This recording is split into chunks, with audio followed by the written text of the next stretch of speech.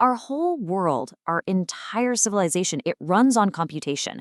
But this digital metabolism we've created is giving our planet a really dangerous fever. So today, we're going to look at a pretty radical solution to this crisis. What if we exported our data, our AI, and our quantum ambitions to the one place that was literally built to handle the cold, hard physics of it all? Let's dive into the blueprint for our off-world future.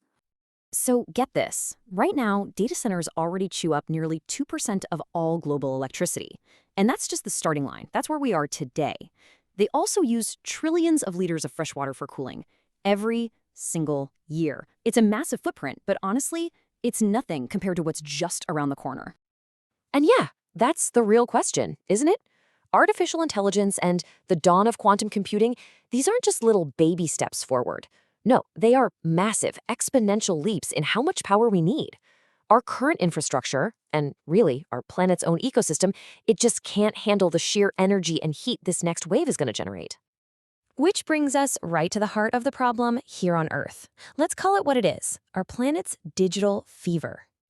See, we're creating this direct conflict between our tech and our own environment. We're building these amazing AI clusters that, well, they just pump enormous amounts of heat straight into the air. We're diverting unbelievable amounts of fresh water. We're even talking about nuclear reactors, not to power our cities, but just to feed our algorithms. The bottom line is our digital appetite has officially outgrown the planet that we live on. And this isn't just a problem we can solve by building more power plants. We are literally running smack into a fundamental barrier of physics. We're hitting what you could call the thermodynamic wall. The ultimate limit on computing isn't about how small or clever our chips can get. It's about energy. And really, it's about heat. Earth is a closed system, right? You can only dump so much heat into the atmosphere before things start to break. The laws of physics themselves set a hard cap on how much heat our biosphere can actually take. Okay, now this is where it gets really fascinating, especially when you bring in quantum computers. Their core components, the qubits, are unbelievably delicate. They can only work in extreme cold. We're talking near absolute zero.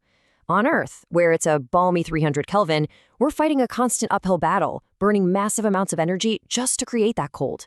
But on the moon, in those permanently shadowed craters, it's already a natural deep freeze. It's kind of like the difference between building a freezer in the middle of the desert versus just starting inside one. This quote just nails it, doesn't it? This isn't some political issue we can debate away or delay. It's a physical reality. The universe's instruction manual doesn't really care about our election cycles or quarterly earnings reports. The heat has to go somewhere. So, if the problem is that Earth is a closed system, the only real solution is, well, to open the system. We have to look up.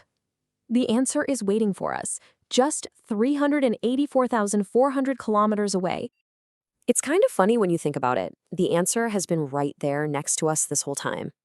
The moon isn't just a dead rock. It's a perfect, naturally occurring piece of high-tech equipment. It's a ready-made home for the exact kind of heavy-duty computation that would break our own planet. I mean, let's just break down these advantages because they are huge. The moon gives us natural cryogenic temperatures for free, perfect for those quantum systems. Its vacuum is a perfect insulator. The lunar soil, the regolith, gives us free shielding from radiation. And maybe most importantly, there's no biosphere to damage. No rivers to pollute, no atmosphere to heat up. Okay, so the why is pretty clear. But what about the how? I mean, how in the world would we actually build this thing? Let's take a look at the blueprints. The plan is actually really logical. You don't launch the whole thing at once. No way. You build it in pieces, modularly, just like we did with the International Space Station. You use autonomous robots to do all the heavy lifting and dangerous construction. You start with solar farms on the lunar peaks that are almost always in sunlight, and then you scale up to clean, continuous fusion power. And get this, the fuel for that fusion, helium-3, is abundant in the lunar soil. The moon would literally power itself. And who gets to use it? This wouldn't be owned by some single company.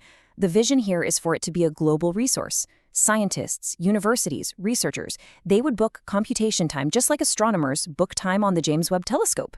The physical location of the computer becomes totally irrelevant. All that matters are the results. So, at the end of the day, this is about way more than just a cool engineering project. It's about fundamentally redefining our relationship with technology and creating a new kind of planetary balance. This table just makes the choice incredibly clear. On Earth, whether you're talking about regular data centers or these massive AI clusters, the model is always the same. Active cooling that just guzzles energy and water, powered by a grid that's already strained with a high or even extreme impact on our planet. The lunar model? It's the complete opposite. Passive cooling, clean energy from the sun and fusion, and a negligible impact on Earth. It's a model that's designed to offset our burden here, not add to it. And that is the core takeaway. It's really that simple. Every single calculation we can move off-planet is a direct deposit into Earth's environmental savings account. It's energy we don't have to generate and water we don't have to consume. And the urgency here is absolutely critical. We're not just staring down a climate collapse, but an energetic collapse of our own computational dreams. The goal isn't just to build quantum computers someday, it's to build them a safe home before our energy problems on Earth make it flat out impossible. And that really reframes the entire discussion, doesn't it? Building a lunar quantum data center isn't just a question of, hey, can we do it? It's a question of, should we keep going down our current path? It's an ethical choice about the kind of future we actually want to build. So that's the final question we're all left with. It's a choice between two very different futures. One where we keep fighting this losing battle against the laws of physics right here on our homeworld, and another where we look up and use the perfect environment that's been waiting right next door this whole time. The choice seems pretty clear, but the will to actually make it, well, that's the real challenge.